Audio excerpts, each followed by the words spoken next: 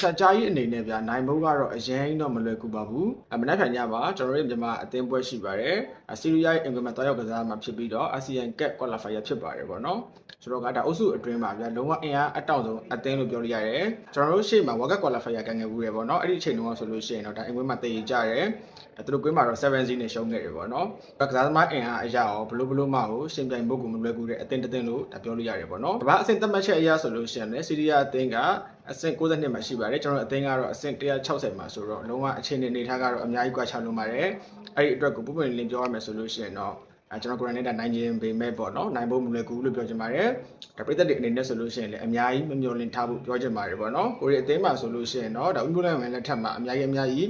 ဒါတိုးတက်ပြောင်းလဲလာလို့ပြောလို့ရတယ်ဒါရှေ့ကအုပ်စုပွဲစဉ်တွေမှာဆိုလို့ရှိရင်လည်းဒါအနိုင်ရထားတယ်ပေါ့နော်ဒါ6မှတ်နဲ့